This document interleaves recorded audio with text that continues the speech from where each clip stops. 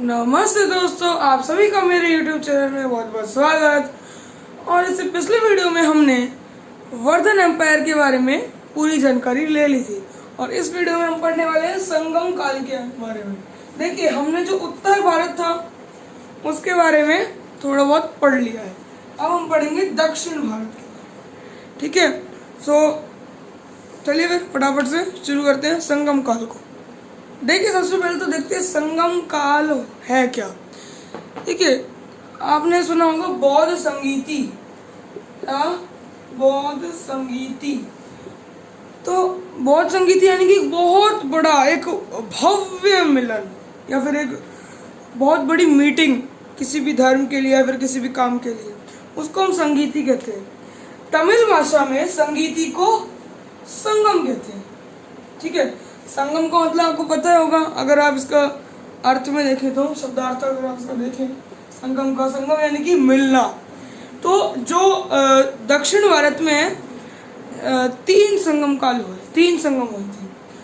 ठीक है, प्रथम संगम, द्वितीय संगम और तृतीय संगम, तीन संगम हुए थे। संगम यानी कि एक बहुत बड़ी मीटिंग, एक भव्य मिलन, उसको हम क्या बोलते हैं? संगम। पहले संगम के बारे में देखते हैं, संगम नंबर 1। ठीक है, इसका आयोजन कहाँ हुआ? सबसे पहले तो ये देखिए आप, दक्षिण मथुरा। इसका आयोजन कहाँ हुआ? दक्षिणी मथुरा। संगम 1 का आयोजन कहाँ हुआ? दक्षिणी मथुरा। किसने करवाया? पांड्य शासक।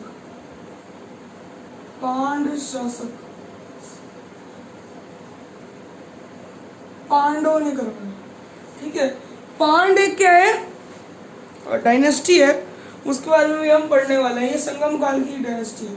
जो पांड्य थे ना, इन्होंने तीनों जितनी भी है, जैसे पहली पांडवों ने कराई, दूसरी पांडवों ने कराई और तीसरी भी पांड्य शासकों ने ही कराई।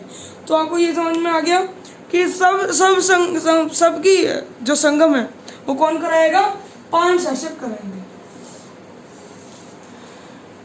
सिंपल है, पांड्य करेगा। इसका मतलब अध्यक्ष कौन था? अगस्त मुनि, अगस्त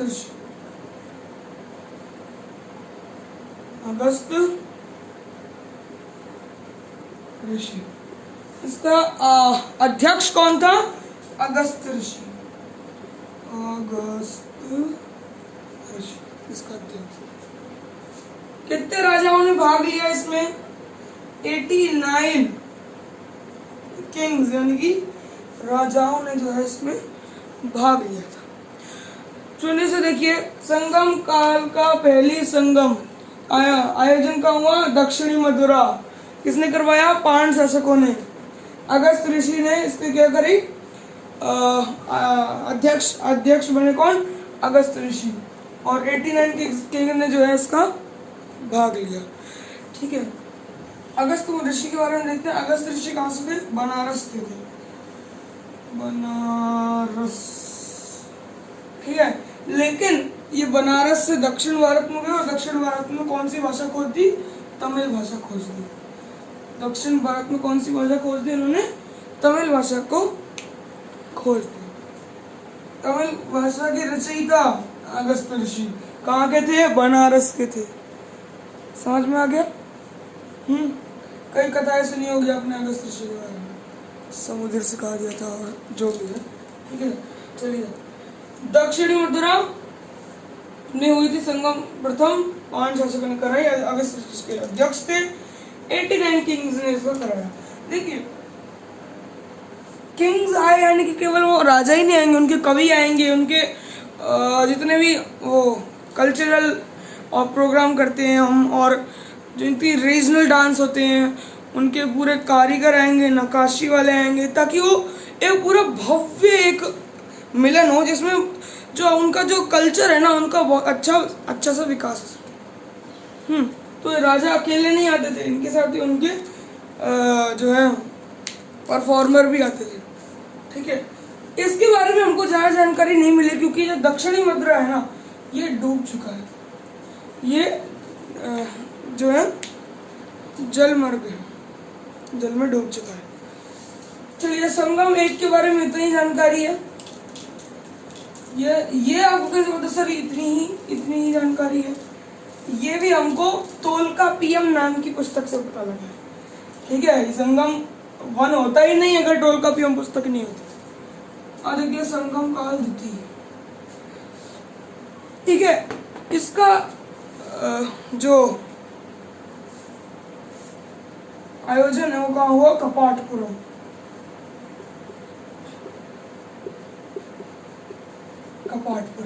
कपाटपुरम को हम अलैव भी कहते हैं। क्या कहते हैं? अलैव। आयोजन कौन करवाएगा? 5 शासक कराएंगे। ठीक है, और इसका अध्यक्षता किसने करी? तोल्कापियर। ध्यान रखिएगा, तोल्कापियर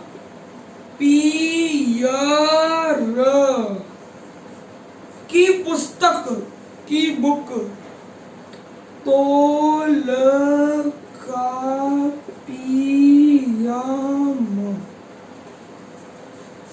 क्लियर है?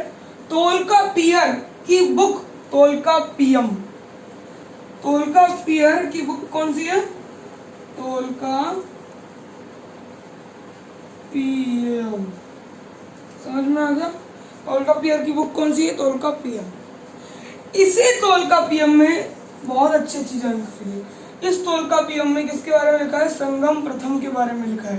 जितनी आपको जानकारी मिल रही है ना, संगम प्रथम, संगम द्वितीय, ये सब तोल्कापियम नामक पुस्तक में ही लिखा है। ठीक है, राजा कितने आए? इसने जो है 59 राजा, 59 राजाओं ने इसमें भाग लिया। ठीक है, ये इसमें बहुत अच्छे अच्छे जो है कवि आए थे और परफॉर्मर जो भी होते हैं। 59 राजा घट गए। अब देखिए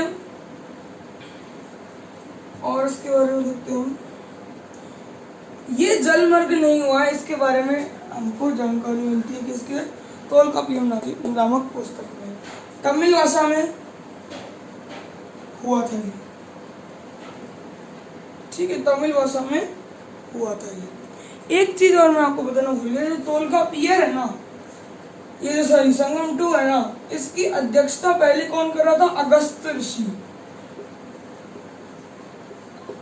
अगस्त ऋषि कर रहे थे पहले इसकी अध्यक्षता, लेकिन बाद में इसकी अध्यक्षता किसको हाथ में दी गई? तोल्कापियर के हाथ में दी गई। ये ध्यान रखिएगा। संगम द्वितीय में पहले अध्यक्षता कौन कर रहे थे? अगस्त ऋषि। बाद में किसने अध्यक्षता अपने हाथ में ले ली? तोल्कापियर ने। I hope this is clear. Tamil भाषा में होते थे ये सब और अपने कल्चर का विकास के लिए ये करते थे। अगला चलते हैं, संगम तृतीय। और एक बार ध्यान रखिएगा, जितने भी संगम है ये सब तमिलनाडु में ही हो रहे हैं, तमिलनाडु से कहीं बाहर नहीं हो रहे हैं। संगम तृतीय आयोजन का हुआ उत्तरी मदुरा,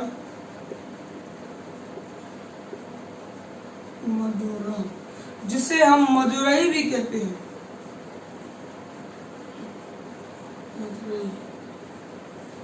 ठीक है, मीनाक्षी मंदिर मदुरई, त्योहारों का शहर मदुरई। ठीक है, तो समझ में आ गया। उत्तरी मदुरा को हम मदुरई भी कहते हैं, मदुरई को हम त्योहारों का शहर कहते हैं, और इसमें जो है मीनाक्षी मंदिर भी है। उत्तरी मदुरा क्लियर हो गया। इसकी अध्यक्षता किसने करी? इसकी अध्यक्षता करी थी नक्कियर ने।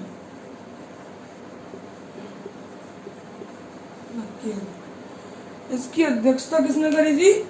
नक्कियर ने करी थी। और इसमें फिर राजा घट गए, 49 किंग्स ओनली, 49 किंग्स। ठीक है, तो ये कुछ एडिशनल जानकारी थी संगम काल के बारे में। आपको ये पता है कि तीनों किसमें हुए थे? तीनों तमिलनाडु में हुए थे। पहली संगम किसमें हुई? दक्षिणी मदुरा, जो कि अब डूब चुका है। दूसरी दूसरा संगम कब हुआ, कहाँ हुआ, कपाटपुरम में हुआ जिसको हम अलैव भी कहते हैं। तीसरा संगम कहाँ हुआ, मदुरई में हुआ जिसको हम त्योहारों का शहर या फिर मीनाक्षी मंदिर का घर भी कहते हैं। समझ में आ गया, इतना ही है, इसमें कुछ ज्यादा है नहीं। 49 किंग्स थे। आपको एक चीज याद रखनी है कि फाउंडर है ना, और किस जगह पर हुए थे और किंग्स के नेम्स, इतनी जानकारी इसमें रखनी होती है। तो संगम काल के बारे में हमने देख लिया कि 3 संगम हुए थे, वो अब मैं आपको पढ़ चुका हूँ। देखिए संगम काल कब से कब तक हुआ था, 100 AD से 250 AD। संगम काल में 3 वंश है, चेरास,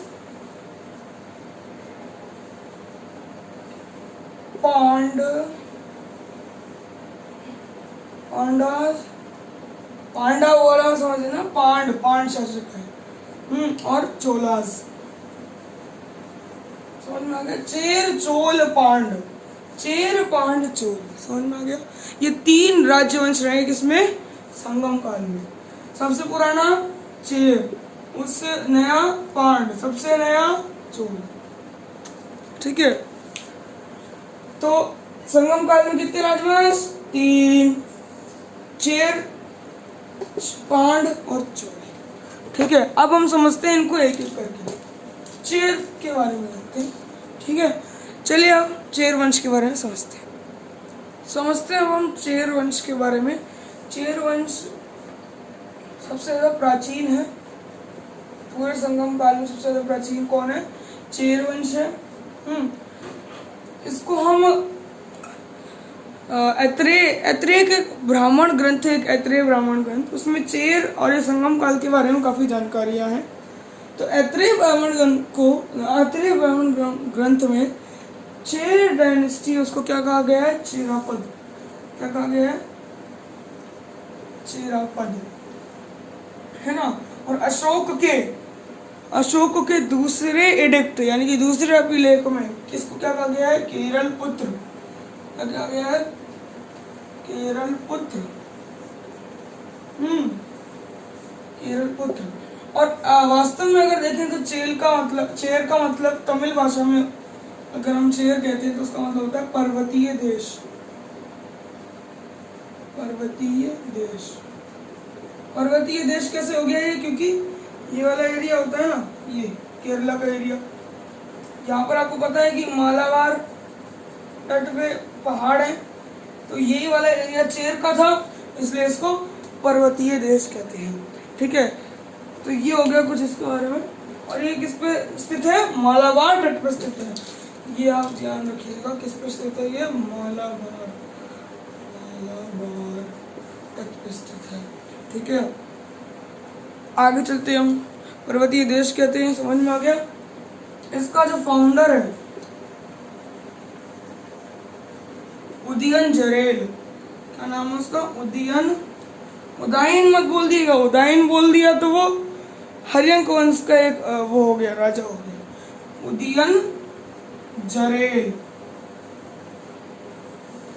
इसका फाउंडर कौन है, उदयन जरेल।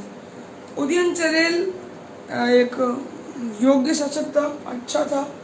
ठीक है, इसने ज्यादा कुछ कराया नहीं, लेकिन इसने एक चीज कराई थी कि महाभारत, आपने देखा होगा महाभारत में, ठीक है, सैनिक इधर उधर छुप जाते हैं, तो वो जो सैनिक वगैरह थे ना, उनके जो बेटे पोते, उन सबको क्या कराया था, खाना खिलाया था। तो इसको हम क्या कह सकते हैं, महाभारत के सैनिकों को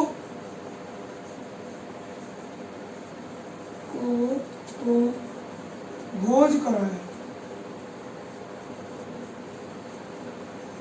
समझ में आया, महाभारत के सैनिकों को भोज कराया। समझ में आगे दिख रहा है आपको।